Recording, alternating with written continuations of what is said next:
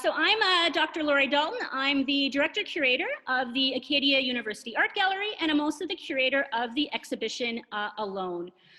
Before we start the evening, I just want to talk a little bit about some best practices of how we're going to be navigating this experience over Zoom tonight. So some of you have been on Zoom perhaps far too much, or others of you have been on Zoom for the first time. So you'll be seeing on your screen right now myself, along with some special guests, along with some very special guests who are contributing artists to the exhibition. What we're going to be doing tonight is we're going to start first with some opening remarks by myself, the Dean of Arts, and then a special poetry reading by a member in the Department of English at the university. And then I'm going to officially launch the online component of the exhibition. And as a group, we will be virtually touring the exhibition together. And then we'll have some time at the end for questions. For all of those attending in the webverse, none of whom I can see, please feel free to use the chat box function to ask your questions. You can ask them either anonymously if you want to be super secret, or you can ask them publicly. And I'll be moderating them as well as my research assistant, who's also on the call with us today, who's wearing the mask. So Kelsey's there in the art gallery with me. Okay. So I want to begin sorry, my phone, perfect. I want to begin by, again, welcoming everyone. And while we are calling from all different places in the world, I want to give a really important land acknowledgement for Acadia University. So I want to begin by acknowledging that we are in Mi'kma'ki, the ancestral and unceded territory of the Mi'kmaq people. This territory is covered by the treaties of peace and friendship, which Mi'kmaq and Maliseet people first signed with the British Crown in 1725. The treaties did not deal with surrender of lands, but in fact recognized Mi'kmaq and Maliseet title and established the rules for what was to be an ongoing relationship between nations. So while we are experiencing this in an online digital space, this is an exhibition that is representing and talking about artists working in Nova Scotia. And I think it's very important that we begin our event with that today. So I'm not going to say too much more. I'm going to introduce our lovely Dean of Arts, Dr. Laura Robinson, who will be giving the official opening on behalf of the university. Thank you, Lori. Hi, everyone. As Lori mentioned, I'm Laura Robinson, the Dean of Arts at Acadia University. It is a sincere pleasure to be here for the launch of Acadia University Art Gallery's exhibition, Alone. Now, I know I don't need to tell any of you how important art is in our world. However, since the onset of the COVID-19 pandemic and the lockdown in March 2020, I think that many more people have understood how crucial art is to our very survival. From sea to sea to sea in this country alone, people have coped with the pandemic by watching shows, films, documentaries, by listening to music, podcasts, lectures, by reading fiction and poetry, cookbooks and biographies. People have taken virtual tours of art galleries or famous architectural sites, and they have tuned in to virtual choirs, orchestras, plays, dance performances. And individual people have also turned to creating art themselves in order to cope. From picking up the pen to write a poem or record the pandemic life in a journal, to experimenting with drawing, painting, sculpting, art has been a salvation. So what we have here today is a collection of professional artists and their reflective responses to the ongoing pandemic. Not only is the art itself a visual response to the pandemic, but the very structure of the exhibition itself shows the undaunted creativity with which artists and curators alike have met the challenge of needing to self-isolate and hunker down, impulses very foreign to the expression inherent in art. A virtual exhibition that allows us to come together safely, to engage and reflect on individual artists' various responses to the pandemic is one important piece of this. And kudos to all of you in this exhibition. But the ability to archive and preserve this moment in order to reach out to future generations, to remind and educate them about this extraordinary moment in time is quite another. That is what makes this particular exhibition so powerful. It brings us together in the here and now, and it connects us both with the past and the future. While exploring the theme of alone, it shows us that we are never quite alone. So on behalf of Acadia University, I welcome you to the launch of Alone, and I congratulate the 18 artists whose work is on display, as well as Dr. Lori Dalton, who conceived of and made real this virtual exhibition. Thank you all. Back to you, Lori. Thank you so much, Dr. Robinson, for those really thoughtful and beautiful opening remarks. I now want to introduce Dr. Wanda Campbell, who is a professor in the Department of English and Theater at the university. Campbell has been a long supporter and collaborator of the gallery and is a very accomplished writer and poet. And so it's a real treat to have her join us tonight. She's prepared a special piece that she'll be sharing with us. So I will take it over to Wanda. Thank you, Lori. It's exciting to be a part of this event this evening. There is an ancient story about a man who wrestles with a stranger through the night. Though wounded, he refuses to quit the fight until he has earned a blessing.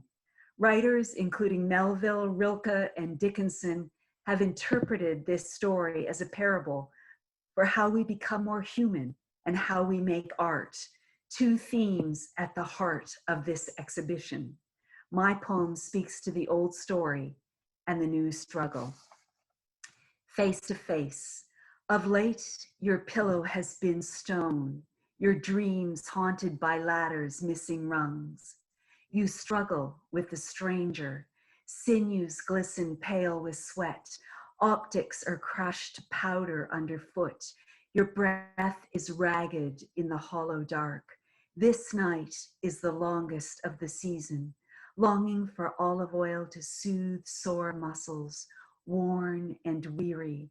You pour all your power into the fight until the earthenware jug stands empty.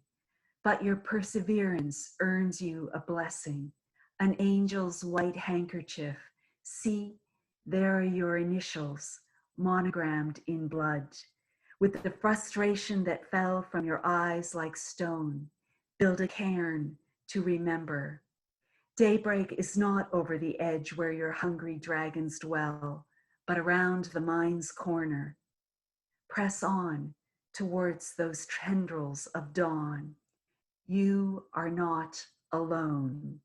Others also limp toward the light.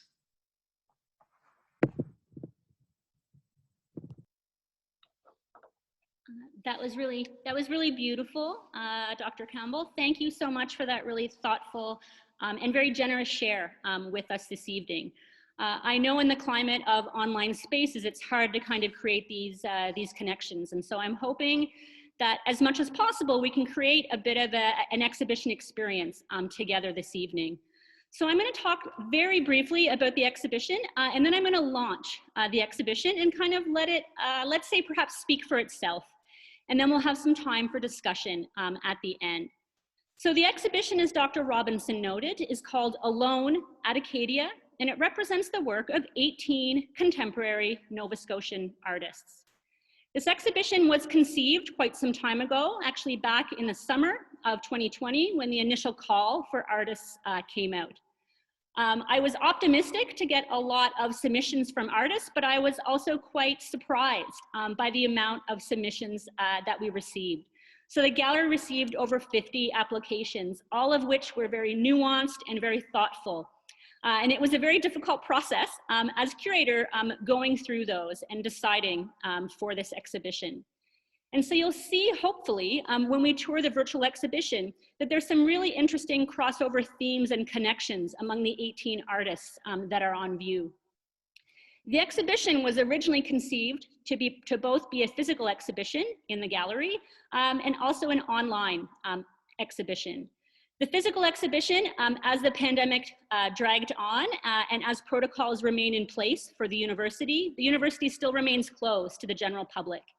And for me, part of this exhibition was to really engage the public and engage the artists and engage a wider community. And so the very difficult decision was made to pivot online.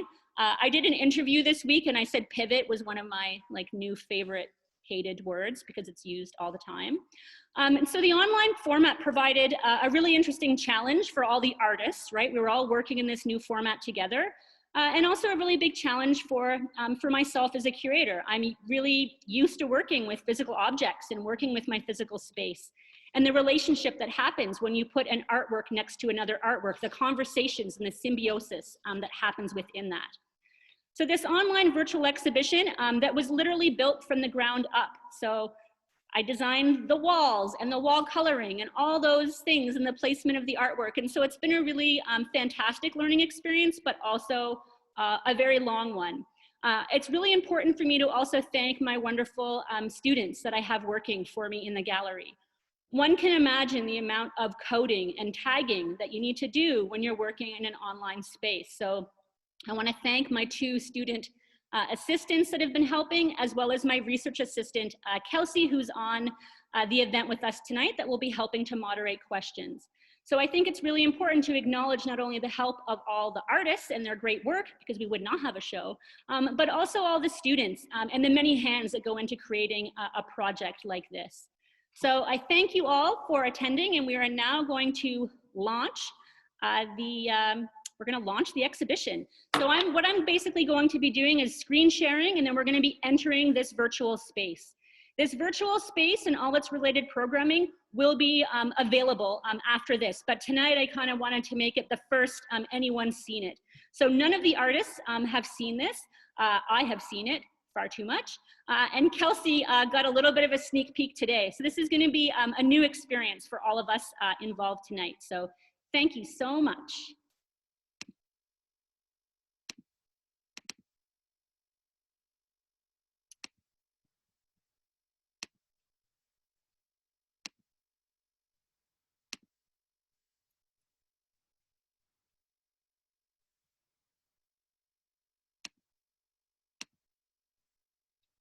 Welcome to the exhibition, Alone at Acadia. This online virtual exhibition has been curated by Dr. Lori Dalton and Acadia University Art Gallery, with support through the Harrison McKean Foundation Emerging Scholar Award. This exhibition represents the work of 18 contemporary Nova Scotian artists, whose work reflects, responds, and interrogates the experience during the pandemic. One of the central questions this exhibition explores is, what does it mean to be alone? What are the variety of ways in which this is experienced as individual, as society, through art?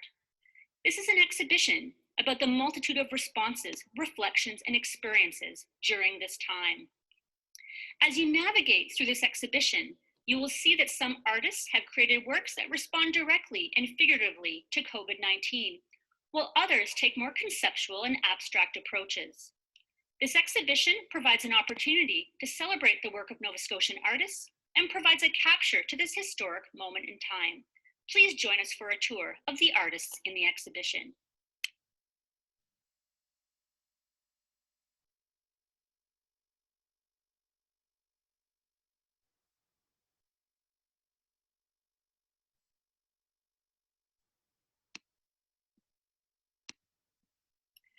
This work by Rose Adams, I Will Not Make Any More COVID Art, is inspired by a lithograph, I Will Not Make Any More Boring Art, by John Baldessari. Originally created for an installation at the Nova Scotia College of Art and Design, where Baldessari instructed students to repeatedly write the sentence on the gallery walls as a form of punishment, per se. Soon after, a print was made based off this project. The original print is blurry because of how many times the original text was enlarged. Adams references this original work not only in the title, but also makes her text slightly blurry and cuts the text off at the bottom, all paying homage to the original work. This is a really good example of how understanding art history helps us to understand and unpack works of contemporary art today. Adams also works as a professor of studio art, and she's noted that she has marked over 1,000 pieces of artwork online, of which many have dealt with the theme of COVID, or more widely, the virus. She notes that many of these have been extremely touching, but at the same time, she has COVID fatigue. This work that she's created for Alone at Acadia takes a tongue-in-cheek approach to both the creation of COVID art, but also to this well-known artwork in Canadian art history.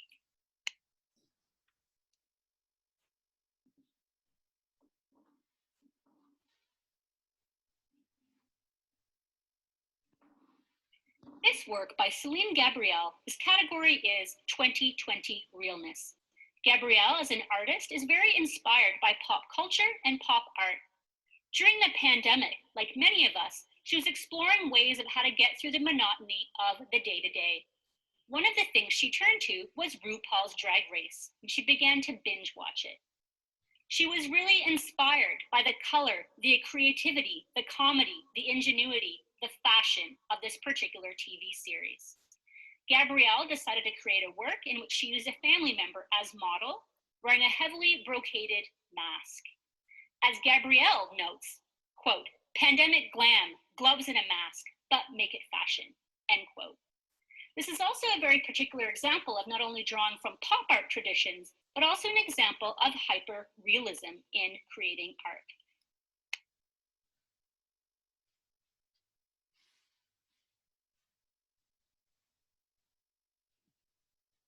This painting by Wayne Boucher, Fare Thee Well, Nova Scotia, April 18th to 19th, 2020, presents a lot of Boucher's typical style of work, particularly the artist's focus on abstraction in his use of deep colors in his work. Abstraction is an important part of the development in art history, where artists challenged the rigidity of representation and how symbol, meaning, and emotion could also be conveyed through color and movement. This work by Boucher is part of his Pilot Suite series, where the artist takes inspiration from international marine flags and the International Code of Signals. As Boucher notes, his goal was to expand the narrative and to give meaning to the implied abstracted notions and counterpoints to the paintings. The date of this work references the 2020 Nova Scotia attacks that began in Portapique. Embedded in this work is the word Portapique, along with an abstracted Nova Scotia flag. As Boucher notes, quote, being alone and not being able to share communally the experience of grief and outrage during the pandemic and the massacre led to the work with the intended meaning that you wish Nova Scotia well, end quote.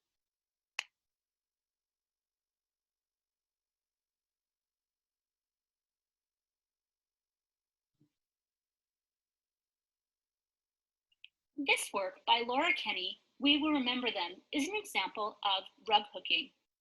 Rug hooking has a long historical folk tradition in the province. Laura Kenny uses that medium to challenge and push it within contemporary discourse and contemporary conversations. One of the key characters that you find through Kenny's work is a character called Judy. For Laura Kenny, it's kind of like a superhero who comes in to fix things. As Kenny notes, quote, during the pandemic, in an attempt to have unity, those in authority would often say, we're all in the same boat, but clearly we aren't. The elderly, racialized communities, and the homeless have all become affected much more, end quote. In this textile work, Kenny explores the societal challenges that have existed for many during the pandemic, but also for a form of memorialization for those that perhaps couldn't be properly buried or remembered and are victims of the pandemic.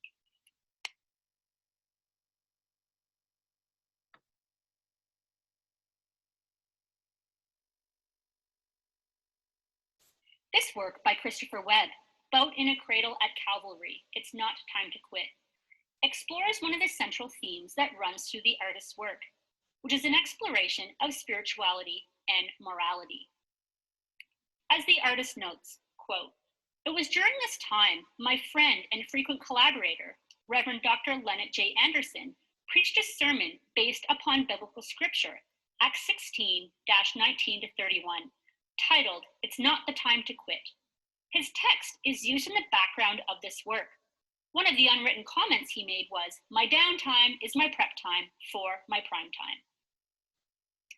Embedded in the back of Webb's work are often the inclusion of scriptures or texts or words.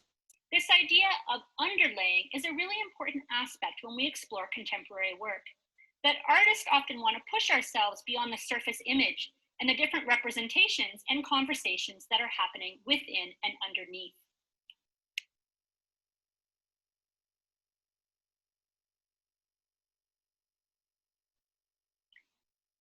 This work by Alexandra Mccurdy, Blue Box with Copper Wire, is a porcelain work. As the artist observes, quote, "My work has long been inspired by patterns and motifs drawn from women's textiles, by women's central role in Western textile history, and by my mother's involvement in the British yard goods industry early last century," end quote. A work like this is another example of how we've seen in the exhibition of how drawing from the past very much inspires the creation of contemporary work today. The choice of materials that Mccurdy uses in this is both a combination of soft and hard. Soft and delicate when we think of her use of porcelain, but then hard and rough when we think about her use of copper wire. As Mccurdy notes, quote, "The copper wire I used was soft enough to knot into the grids, but also strong enough to stand on its own. I wanted to use a material that looked dangerous," end quote. When we look at a work like Mccurdy's, we can see that it's not only representation in art, but the materials themselves can be symbolic.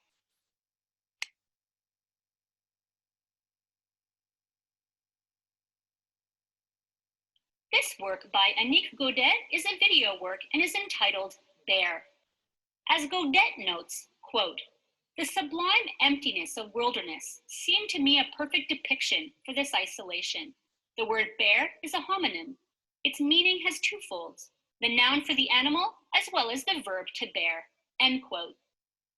Gaudet further notes that bare was inspired by this active learning and adaptation that we've all had to go through in isolation. This film explores many aspects that we see running through contemporary art, explorations of landscape, of language, of the body. One of the ways we can often think about landscape is really as a social construct, where it takes its meaning from the social impositions that we put on it. Gaudet takes the form of a bear, exploring and navigating this new landscape. This is also an example of video art, which is a really important genre when we're considering and exploring and understanding contemporary art production today. We encourage you to watch the entire video link, which is provided at the end of the artist's statement.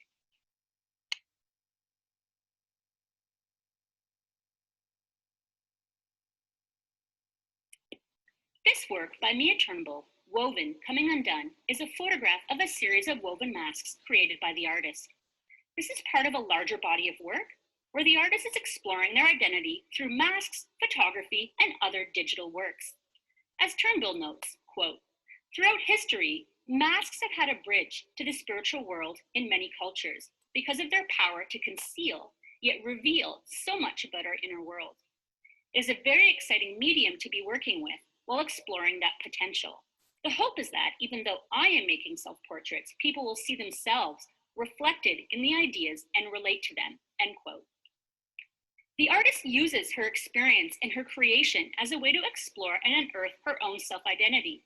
But when we look at her series, Woven, Coming Undone, and the weaving and unweaving of the image, it also gets us to explore this idea of masking and unmasking and how we all in our day-to-day wear masks. And now during the pandemic, we have physical ones. This work also helps us to explore a key aspect of contemporary art making, which is the use of body as subject for creation.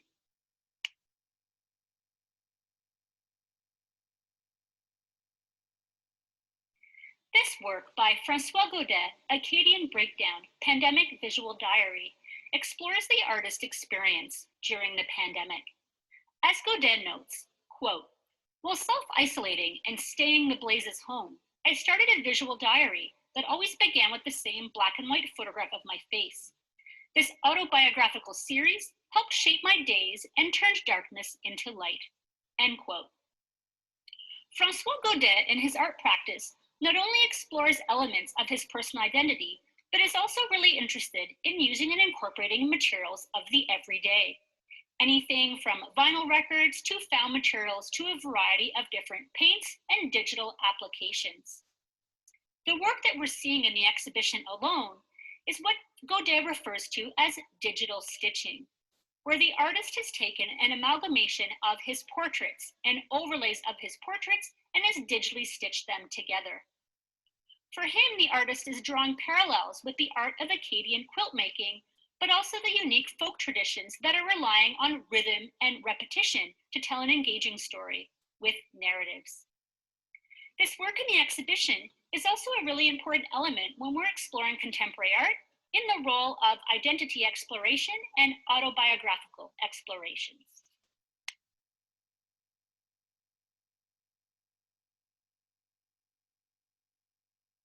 This work, Frances Dorsey, No Stranger to the Rain, is an example of the artist's intuitive approach. The work is a composite of plant dye samples, where the artist was arranging and rearranging the samples in her studio, resulting in 20 piles of squares that made the artist think of the year 2020. Dorsey then began to sew them together, either in blocks of the same plant dye source or in mixed groups, creating the work that we have in the exhibition. Dorsey references a line from a country western song, "He was no stranger to the rain." As Dorsey notes, "I think about all the ways we get rained on and lost, willingly, unwittingly, tragically, sometimes gratefully. We are now all getting rained on and not in a happy way, though some of them mere trickle and others experience a deluge." In Dorsey's work, she uses the medium of textile to explore these questions. Textile is also a really important tradition in the art making of Nova Scotia.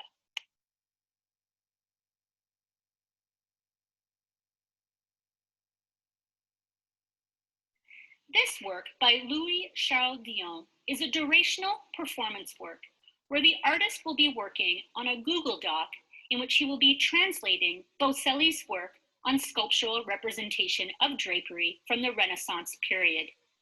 It is understood to be the only Renaissance treaty dedicated entirely to the sculptural representation of drapery. It was quite common in the Renaissance period to have treaties written on a variety of subjects, from architecture to modeling the human body. This was a period in art history of great development and expansion, but also a certain codification of representation. Dion, when the beginning of the pandemic happened, had actually been working on a life-size white marble carving of a fitted bedsheet, but he soon did not have access to his materials or his studio, so he had to reimagine his work as an artist during this process. So the work that he's creating for this exhibition is representing his exploration of sculptural and material objects through another form. We encourage you as a visitor to visit his Google site so you can see how the project takes shape over the course of the exhibition.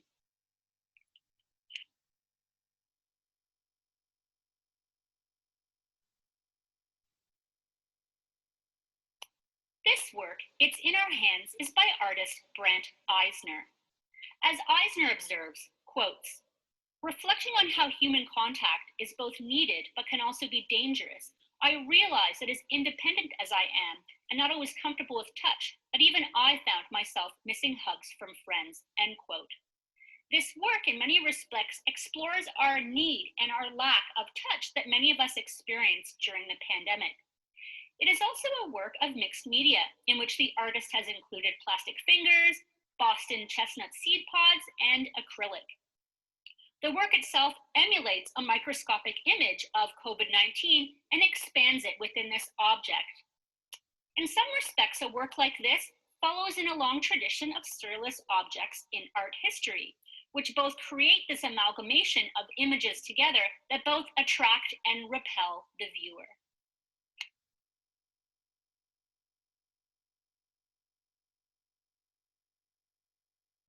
This work by Bob Hainstock, Valley Dykelands Don't Ask, represents an opportunity that many artists experienced during the pandemic, an exploration of their own studio and their exploration of their own practice. Hainstock is perhaps best seen as a printmaker, but the pandemic gave him an opportunity to revisit and reinterrogate his interest in painting. This also represents the artist's interest in local landscapes, and that local landscapes are continually imbued with the meaning that we place on them and the memory making that we have within them. As Hainstock notes, quote, "There are few locations that can suggest conflicting emotions of tranquility, uncertainty, and desperation. Our unique dikelands and tidal waterways reflect the rising perils to environment and human health because of global industrialization, while the useless ladders, like the nearby antiquated radio towers, offer messages, images of hope never to be realized," end quote.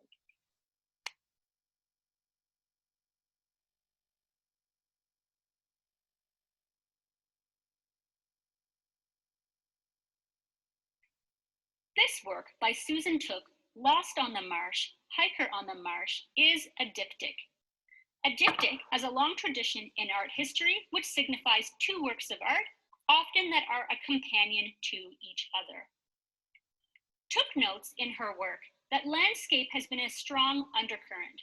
When she moved from an urban center to a rural setting, this gave her the opportunity to closely observe the landscape and what she calls the groundscape of this new area in which she moved to. As she quotes, "I hike and gather imagery daily and use these photographs and sketches as triggers for abstracted interpretation," end quote. When we look at this diptych in the exhibition, on its surface, it can be an exploration of landscape and our experience, our daily experience with landscape. But the work was also created under the conditions of the pandemic and how the artist was dealing with deep grieving, suffering the loss of her partner. These companion pieces represent an important point of landscape in which her partner would travel and walk daily.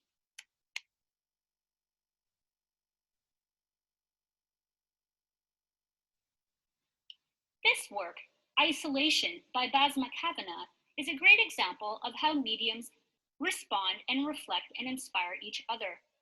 Cavanaugh works as both an author and visual artist. This work in particular was inspired by the artist's most recently poetry book about their Lebanese heritage, and it included Arabic words. One of the things that Cavanaugh noticed and explored in this process of her research was finding references to Arabic poems known as hanging odes.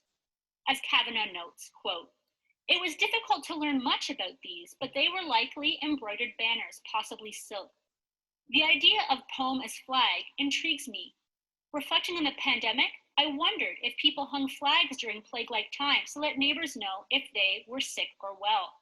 What would my plague flag look like? What would I want to tell people?" End quote. This work, during the process of Alone, is going to be a durational textile work created by the artist. So check back often on our sites to see as the process develops.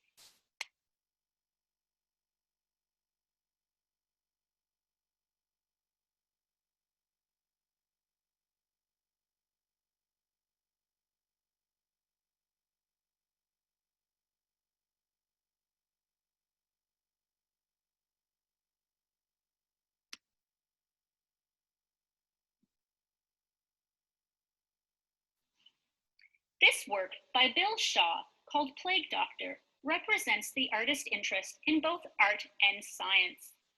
As Shaw has observed, his interest for this dates back to the 1980s when visiting different medical establishments. As he notes, quote, "A penciled script denoting my sentiments concerning medical science and the people involved lies lodged deep within the head of the sculpture Plague Doctor, concealed and alone," end quote. To create his works, Shaw first starts with a maquette or a model that he painstakingly creates to scale, which he then uses to create, in this case, a life-size representation of a plague doctor. Historically, plague doctors were physicians who treated victims of the bubonic plague, and it was not uncommon for them to wear beak-like masks that were filled with aromatic items concealed within.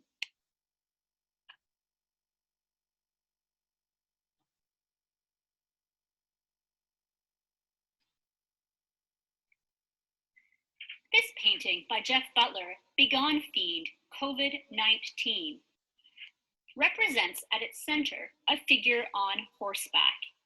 In the development of art history, this is quite similar to what we would call an equestrian statue, which is a statue of a rider mounted on a horse. You will find many examples of this through classical art into the Renaissance and beyond. This also references a medieval representation of a knight on a horseback, who were considered one of the most important fighting units during the Middle Ages.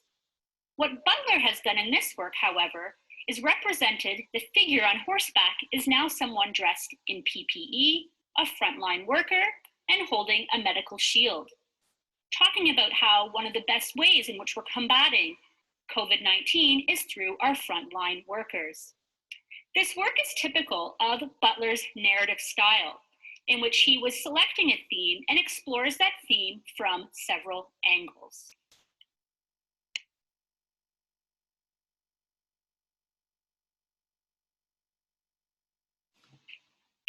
This work by Anthony Clementi, Mask Marks #2, is part of a wider series in which the artist is exploring frontline workers and PPE. The artist often begins from low-resolution images that he takes from image searches on the internet and then makes into a painting. He often begins by looking for images that are trending on Google, or has also solicited responses from colleagues and friends. He often alters, recomposes, crops, and changes colors to combine them to create the images for his work. This is a great example of when we're talking about the proliferation of imagery that we find on the internet and our question of visual literacy.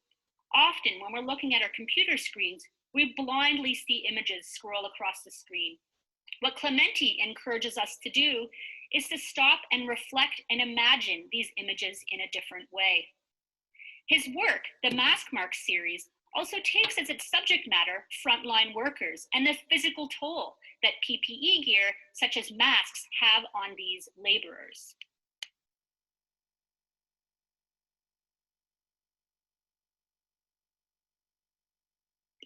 Thank you for visiting the exhibition Alone at Acadia, organized through the Acadia University Art Gallery and curated by Dr. Lori Dalton. Now that you've finished your tour of the exhibition, we invite you to take a virtual seat on the sofa and ponder, engage, and reflect on the variety of artists' themes and ideas that were presented in the exhibition. You can also continue a self-guided tour by visiting and clicking on each of the artists' works to see their artist statements. In conjunction with this online exhibition are a series of other digital programming initiatives organized by the gallery. This includes an archival site in which you can delve deeper and learn more about each of the artist's work, as well as a series of artist roundtables related to themes and concepts of the exhibition. You can learn more about all of our programming by visiting our website, gallery.acadiau.ca.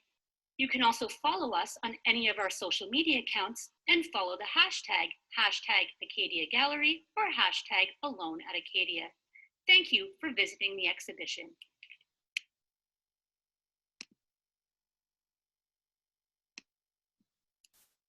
Okay, so there's the exhibition for everyone to see. So what we're going to attempt now, so I'm so curious what the artists think because they've all seen it for the first time and the public also. So we have some time now for some questions. And so for those that are attending that are not the panelists, you can ask your questions in the chat box and I'll be moderating them as well as my student Kelsey. If you have a particular question for an artist, if you can put their name in there, so that'll help us moderate that also. So let's perhaps check the chat box and then maybe we'll open it up to the artists can also ask questions of me or of each other. This is really meant to be an organic conversation around art while we're all separated. So let's just take a quick look and I'm going to see if there's any particular questions. Oh, they're all congratulatory. That's great. Are there any questions that the artists perhaps want to ask each other or ask of me? Or I always have questions. So does anyone have any questions?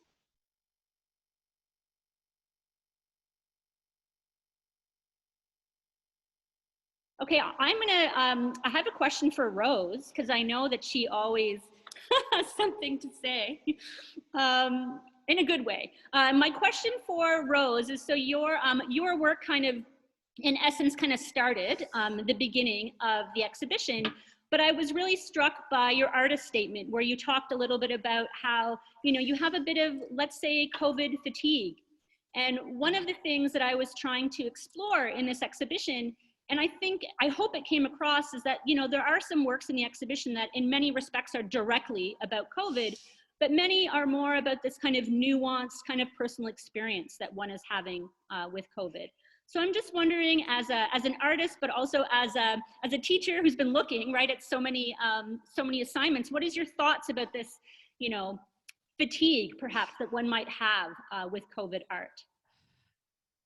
Well, I would say that some of the fatigue that I've had about COVID art was dispelled by this show. Is that with my fellow artists, I was really surprised and delighted about how abstract and how complex some of the ideas were, that they were just not reiterations of some of the common images about COVID, but these pieces were deeply thought through and nuanced, as you said earlier. So, but regarding COVID fatigue, I would say that what you just expressed in the exhibition has helped me see COVID fatigue in a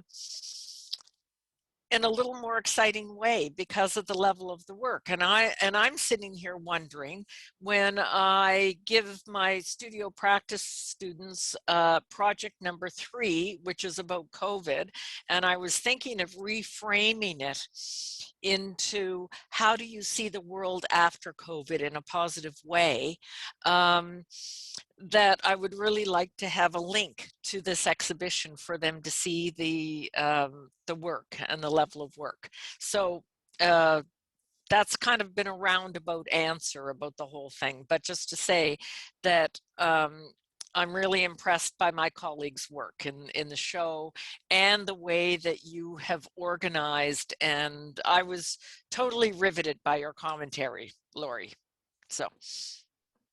Thank you very much. I just want to add a comment to Rose because it links to a question that I saw in the chat of how do you access this exhibition afterwards. It's just a one-time only. No, that would be sad. No, Yeah. So you can visit our gallery website, which is gallery.acadiau.ca, and all the links to access all the material is there. So there'll be 3 main elements related to this exhibition. One is the virtual component that we just saw. So you'll be able to access that link through the gallery website. Any of the artists or any of the attendees, you can also feel free to contact the gallery. We can share that link with you as well. In the tour that we did tonight, there's different ways to experience the virtual exhibition. We did an audio over tour, but you can also do a self-guided tour where you can click on each of the artworks and you can look at the artworks much more close up, and it'll also pull up the artist statements for each individual work. So there's different ways in which to kind of navigate and kind of choose your own adventure in the virtual component. There's also an archival, a companion site for the exhibition. I asked each of the artists 3 questions about their working process, about their inspiration for their work, and about the wider kind of social role about art. So the archival site will allow you to delve deeper into the artist's work. There's images of their studios and their working process, so that'll also be linked on our site. We're also organizing a series of artist roundtables. So there'll be 3 happening over the next few months, one in a couple weeks, one in March, and then one in April. Those will also all be linked on our gallery site. And with most of our gallery events, it's all free to attend. And we're really hoping and encouraging the public to attend those as well. So all the information will be up on our website. If you go to our website right now, it is not there because I wanted everything to really be launching tonight. And I wanted the artists to really collectively get to see the experience together. But it'll be available after tonight's event. Rose, did you have another question? I did, and not another question, but another thought as I'm ruminating still on COVID fatigue. And I would say that an antidote to COVID fatigue is this exhibition, because I actually feel like it's really, really nice as artists, there's people here in the show that I've known for 20, 25 years, 30 years, and some new people. And as an antidote to COVID fatigue, it feels we are not alone. This is an exhibition called Alone, but it doesn't feel alone at all in this community of artists and curators tonight. Oh, well, thank you very much for saying that. I mean, I have to say it's been a really enjoyable experience working with all these artists. As I noted, in my opening remarks, this was a really new experience for us all involved. There were a lot of emails back and forth, so I appreciate all the artists with that and supplying, all the images of their work and answering all my questions. And so it was a really wonderful working experience. I was also really mindful of this process because there was an early discussion of perhaps postponing, right, the exhibition till later when the gallery is fully open to the wider public. But I'm really hopeful that when we're fully open to the public, that the public at that point is probably really going to have COVID fatigue. And, let's say 6 months from now, do we want to have, this conversation? For me, this is a moment that was really timely for us to be having and provide this exhibition opportunity for artists. I did an interview on K-Rock a couple days ago, and one of the things that I talked about is, and Dr. Robinson addressed this a little bit as well, is how important the arts were in us getting through this experience of the pandemic. Musicians and writers and artists, but also how difficult the pandemic has been financially, right, on artists. And I'm hoping, my always hopeful self, is I hope this really raises wider discussions, policy discussions that we need to have in Canada at the provincial level and the federal level to really support our artists. Because it's really difficult to be a creator. And I think if we want to live in a community filled with artists, we also have to put policy and legislation and also provide opportunities to be paying those artists. So I hope an exhibition like this gets us really mindful of that as well. So. There was one question that I'm just going to address from the chat, and then we'll throw it out if there's any other comments or questions from artists. So there was a question about if this might be a format the gallery might continue to do in the future. And I would say to be taken under consideration. So it's been a really exciting process to do, but it's just the feasibility of being able to say do this with every exhibition. That might be quite difficult, but it's definitely a format that I'm hoping to explore further. And for those of you that get to come and visit and see the online archival component, I think that provides another really interesting way of engaging with the artist's work. So Susan, I think, had mentioned, and a few other artists, that in some respects, well, actually in many respects, this has increased exponentially the audience of who will actually get to see this exhibition, because it's it's hosted on a site that anyone in the world can access. And so I'm really kind of excited to see who sees it, right? And so I think that possibility is pretty exciting about this virtual online format. Are there any other comments or questions that artists kind of want to ask each other or ask of me, or I can keep asking? Laurie, Francois here. Hello, Francois. I'm kind of in the position of I'm very visual and I can't see the exposition because of I don't have internet or I have weak Wi-Fi. So thank you very much for your comments. Those were really quite nice because I got to picture the exposition in my head. And what the question I have for you is, because an art gallery, I mean, all our lives, I guess we think of art galleries as walls and spaces, interiors, and this for you, I'm just wondering, did you kind of think you have software for a gallery? Did your mind open up to be a little bit more of a fantasy art gallery, or the art gallery of your dreams? Or I'm not quite sure if the software could keep up with the art gallery of your dreams. But for me as an artist too, sometimes you think walls or no walls or a box or lighting and all that stuff. How did you take all that into consideration? You said you kind of labored over the colors and positioning the work. Was it easy? Was it frustrating? Was it just liberating? I guess that's what I'm asking. That's a great question. I don't know. I feel like easy, liberating, frustrating is like a great summary. I chose this software in particular because it was open access software. So I was really interested in kind of exploring that as an option. And The company that developed it made it open access because of the pandemic. And so they wanted to kind of provide the software to institutions to be able to explore this as a possibility. I also chose this software because it was fairly intuitive if you're comfortable like online, right? And so I do a lot of design work for the gallery, so I had that certain element of comfort working with it. In terms of creating my dream gallery, I would say I wanted to make the space actually fairly simple from an architectural perspective. For anyone that has been in the Acadia University Art Gallery, our space is actually architecturally a fairly simple and wide space. And I always argue that's one of the great strengths of our space in the gallery, because when you actually come into our gallery, you can see an entire kind of exhibition if you kind of step back from it. So I wanted that feeling of openness in the exhibition to kind of emulate a little bit our gallery. But I chose much better floors than our gallery. So if we're talking about a dream moment, and better walls. So I did, you know, a few of those changes, but I really wanted as much as possible to feel space and breadth within that space. But I think this online format provides a lot of really interesting opportunities for artists, but also curators. But I also think it really challenges us. It really challenged me a lot as a curator when, Francois, as you were noting, you know, I think about, you know, the end result of a project is the physical exhibition and the physical space. So if we ask ourselves a different question, we get a different answer and a different result. And so for me, that's been really kind of an exciting element and something that I want to pursue as a curator, but also pursue in working with artists in terms of different ways we can think about accessibility for our audiences. I mean, I know, Francois, that you're having to kind of call in, right, because of a lack of internet. But in general, I know that there were a lot of people that attended the webinar tonight that wouldn't normally have come to a gallery opening because of geographical limitations. So for me, that's been a really exciting kind of component to that. I'm just gonna, oh, sorry, Francois, did you have another comment?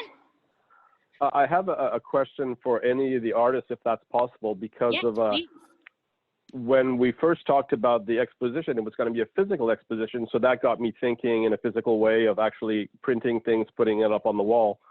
But once it went virtual, all of a sudden I kind of was allowed to digitally stitch my images. So it doesn't really exist in real life, but it exists in this format. Did any of the other artists kind of go like, whoa, the virtual gallery, I have to think about something different, or I'm able to do something that I normally can't do, or size or process or anything like that.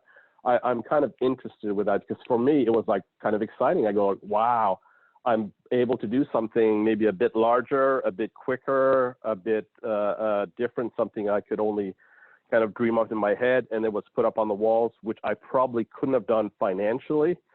So yeah, if any of the artists have a kind of a similar experience, or we're kind of going like, oh God, it's gonna go virtual, I can kind of make it bigger or larger or something a little bit more virtually. Chris, I was actually just going to call out Christopher, so I'm glad you raised your hand. Yeah, so did you want to... You're going to call me out? That was really... Like in a good way. No, because I knew you, because you made a comment before about your work, so I will let you speak to that. I'll say that again.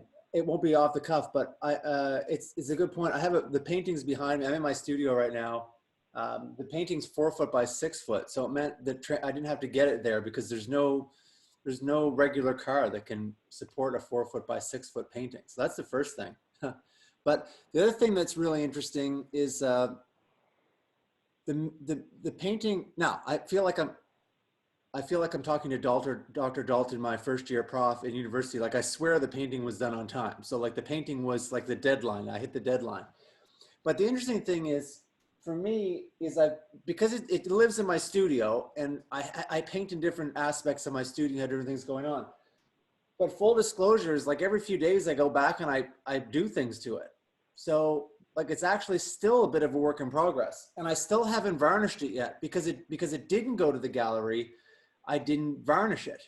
So is it finished? Yeah, it's completely finished, and you'd never know the difference, but it has actually evolved a little bit slightly since the photographs were taken. And it will ultimately be varnished in the next few weeks, I'm sure.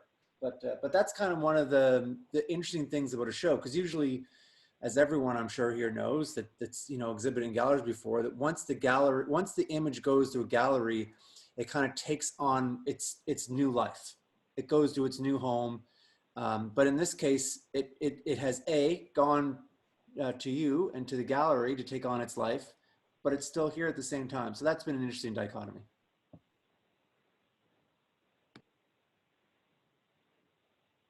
We'll go to Anthony Clementi, and then I think Rose had her hand raised. See, I have the opposite question. I'm interested in the 3D people. Yes. Do they think that that the virtual space really captured the work? Or I don't know if later you're going to have 360 views of the sculpture, but I know one of the things that I miss is the concrete experience of art. And I wish I could see Wayne's and Susan's up close. I want to see what they look like. I really do. But I'm really wondering about the 3D people. And I know the one, I'm terrible with names, but the ceramicist and Bill and Brent, what did they think about the virtual space? If I can just add a little bit, Anthony, to your question, because that ties into one of the questions in the chat. It's a wider conversation about how artists feel about having their work displayed and represented in this virtual format. But I think the 3D sculptural one is a really important question, because it's one that I struggled with presenting it, because it's a challenge, right? So I don't know if Brent, did you have your hand up after Anthony's? Yeah, I can. Yeah, I mean, that's an interesting, hi, Anthony. Hi, everyone.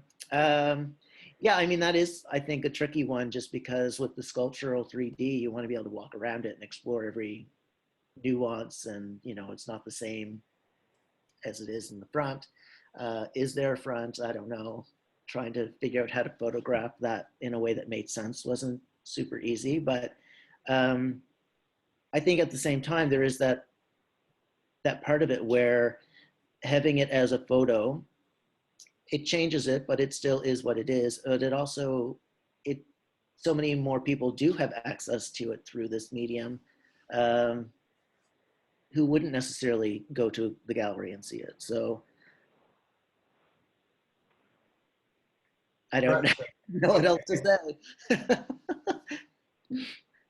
I think Frances has her hand raised to kind of weigh in on this question. Thank you, Brent. Yes, I was thinking a lot about how everything became very two-dimensional.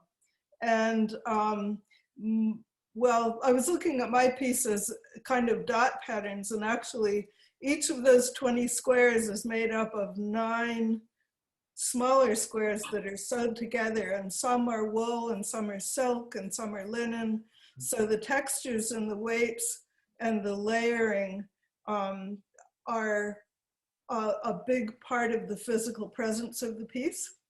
And I was looking at it with amazement and surprise as a screen of polka dots, and then thinking about how the digital is wonderful for opening a conversation, but it reduces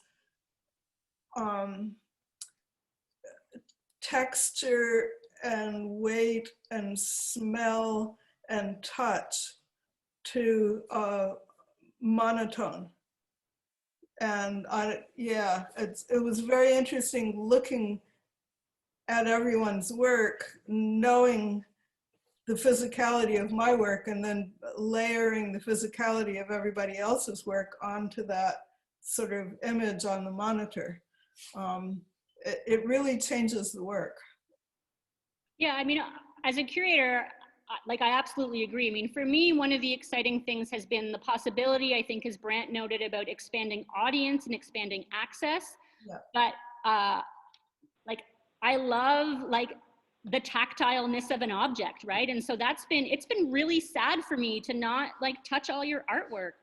It's been really difficult. It's been really difficult to not have that process. And I think for me, the experience of when you're in, when you're in that gallery space, or if you're looking at, like Wayne Boucher's kind of, his textured layers surfaces in his paint, it doesn't translate in the same way. And so for me, I think about, the different benefits that each brings in that. But yeah, for me, I think the pandemic though raises possibilities for us to perhaps push ourselves to think about questions of access a bit differently. But I wish there was a way to like, make you be able to feel the screen or smell a vision and all those things. But yeah, it takes a sensory physical experience and strips it away so that it becomes an intellectual conceptual experience, which is interesting. I mean, it's neither good nor bad. It's just like a totally other kind of experience from the engagement with the physical object.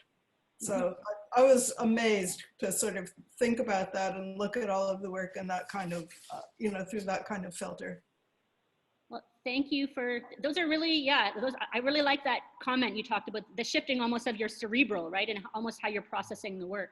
I think Bill had his hand raised. Did you want to say something, Bill? And then I think we'll probably take one last question and then we might kind of wrap up a little bit. You have to unmute, Bill.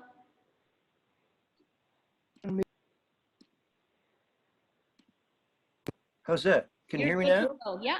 Yeah, no, I was wondering if at some point that this technology might advance to the point where we could have like a little Go camera and go around. So for three-dimensional objects, we could walk around the piece.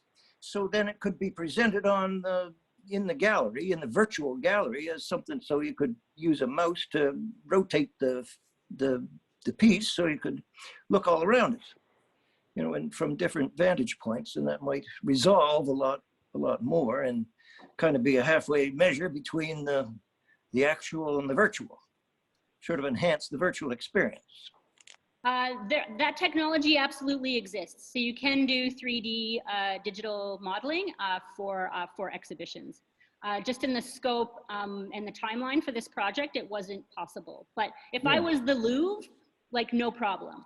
But a little bit more difficult over here. Are there any, Rose, did you have another comment? Perfect.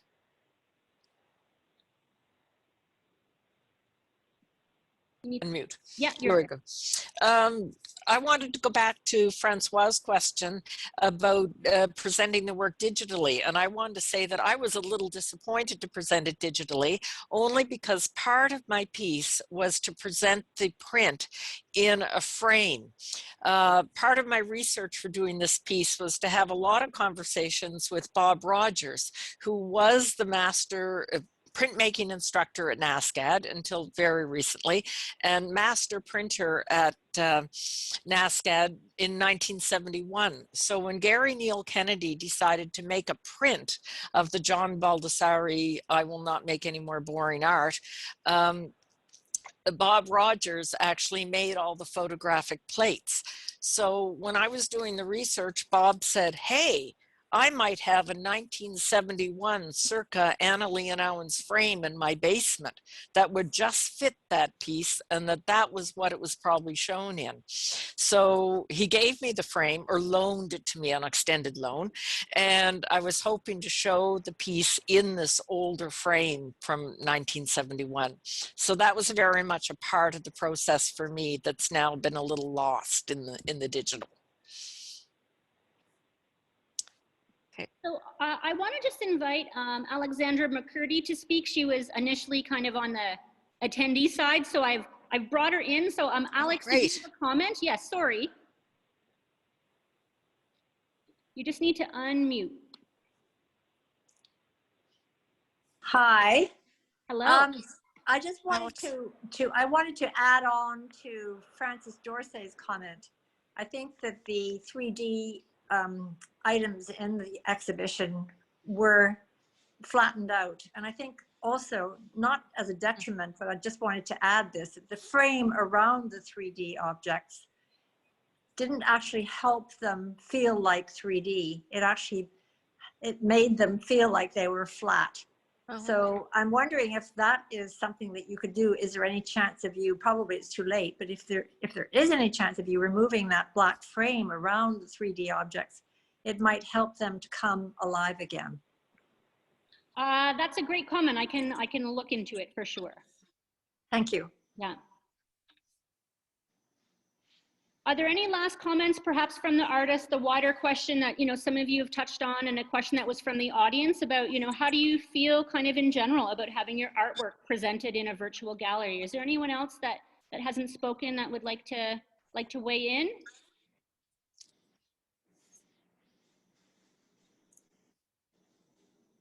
Okay, so perhaps are there any other questions from the artist to artist, or are there any other questions from the chat? Otherwise, I can do some summary remarks. Francois, did you have another comment?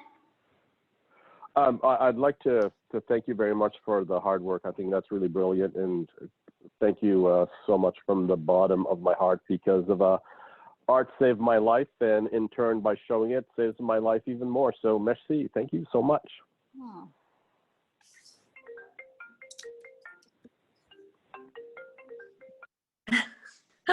I just muted him. I didn't mean to mute him after he said beautiful words. I'm just gonna check the chat box one more time. I don't think I see any more comments, but what I'll do is I'll scroll through afterwards, and I can always follow up on the questions after. But I want to thank everyone for attending the Acadia University Art Gallery's first online exhibition launch and first online virtual gallery. And I really do encourage and welcome feedback. Mostly positive. No, all feedback is welcome.